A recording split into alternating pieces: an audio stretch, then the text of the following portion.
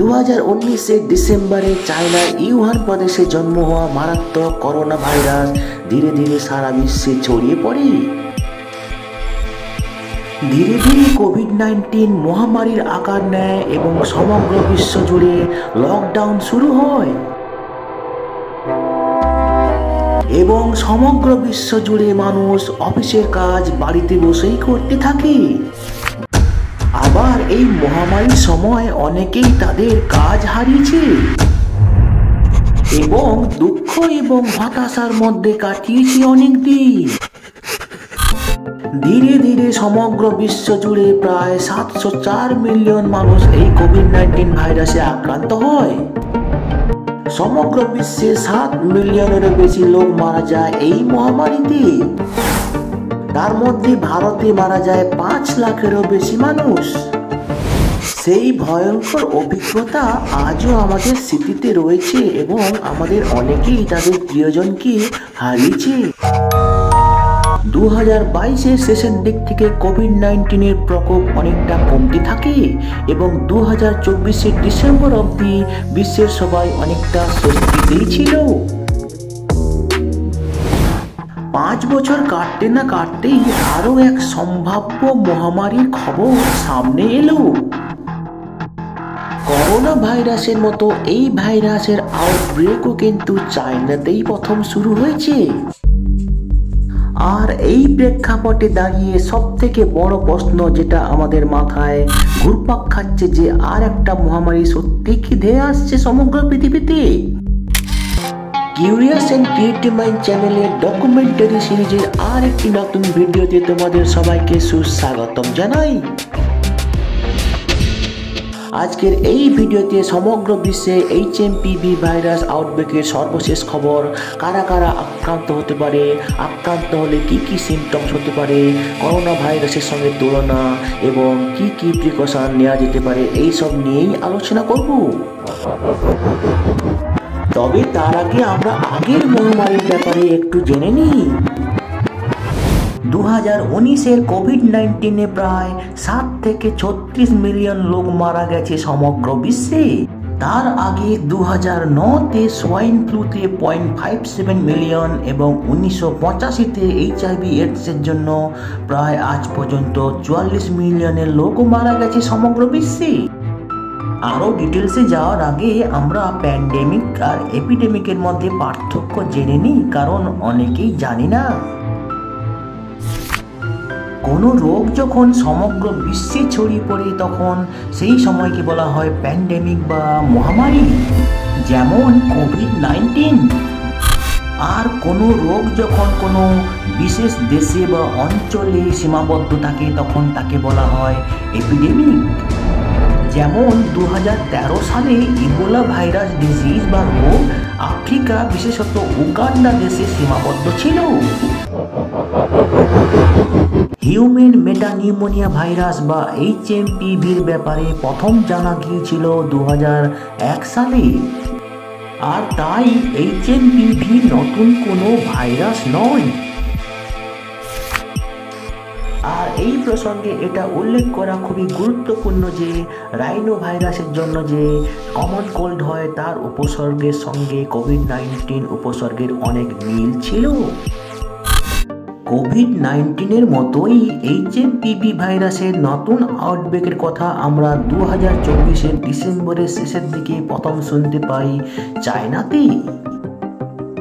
কোভিড-19-এর মতোই HMPVর actual outbreak চায়নাতে কবে হয়েছিল তা আমরা সঠিকভাবে জানি না।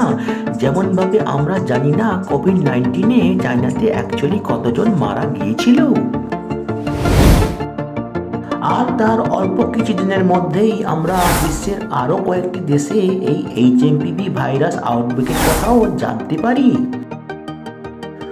ভারতেও বিভিন্ন শহর এবং রাজ্যে HMPVতে আক্রান্ত হওয়ার খবর আসতে থাকে এবং HMPVতে আক্রান্ত হওয়ার সংখ্যা অল্প অল্প করে বাড়তে থাকে।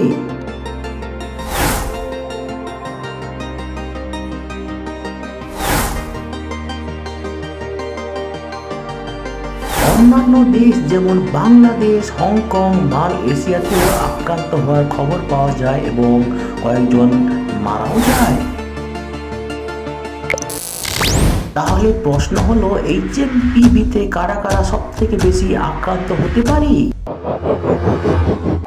ভারত এবং অন্যান্য দেশে HMPV-তে আক্রান্ত হওয়ার খবর থেকে যতদূর জানা যায়, এই HMPV-তে শিশুরা, বিশেষত যাদের বয়স 10 বছরের নিচে এবং বয়স্করা যাদের বয়স 65 বছরের বেশি, তারাই সব থেকে বেশি আক্রান্ত হতে পারে HMPV-তে।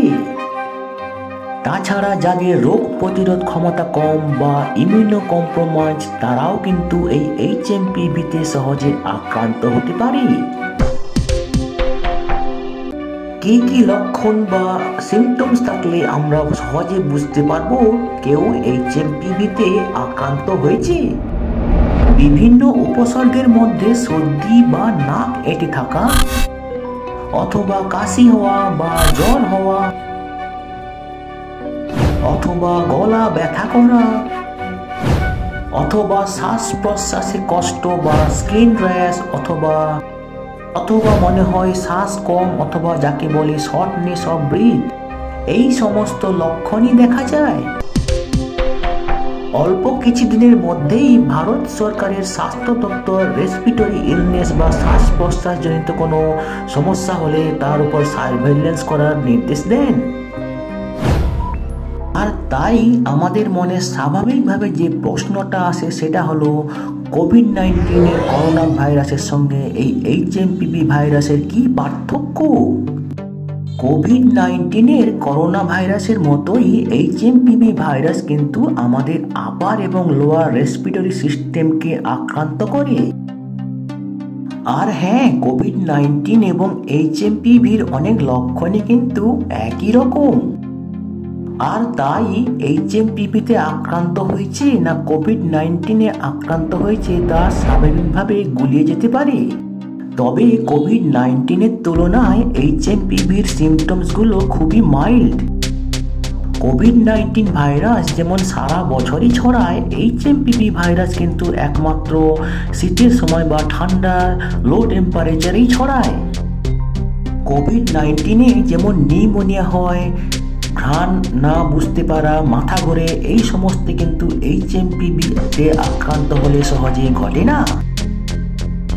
কোভিড-19 ভাইরাস এবং HMPV ভাইরাস সম্পূর্ণ আলাদা ফ্যামিলির ভাইরাস।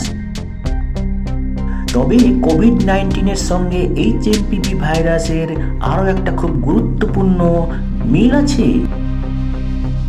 করোনা ভাইরাস যেভাবে ছড়ায় ঠিক একইভাবে কিন্তু HMPV ভাইরাসও ছড়ায়।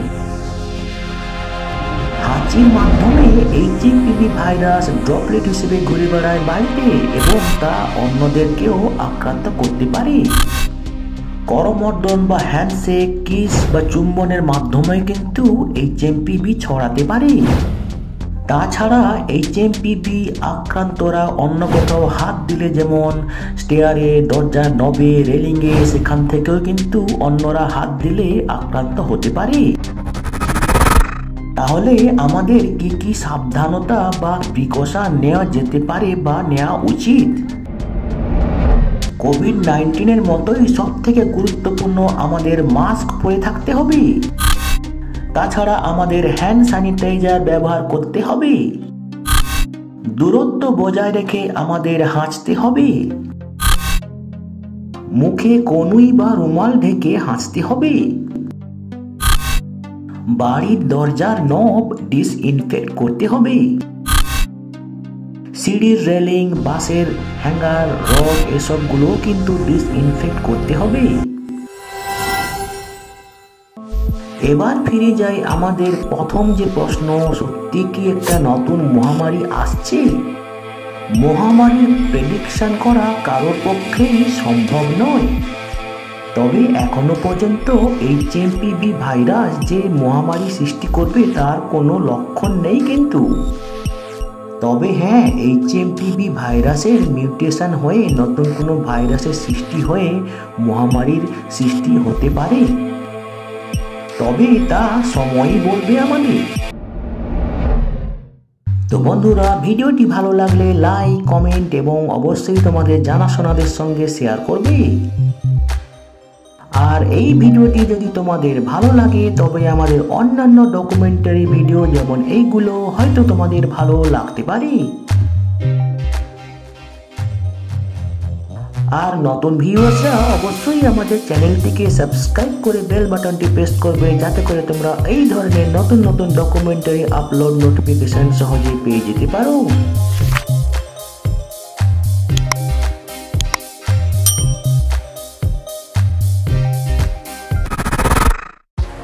তো বন্ধুরা, ভালো থাকবে, সুস্থ থাকবে। দেখা হবে তাহলে পরের ডকুমেন্টারি ভিডিওতে।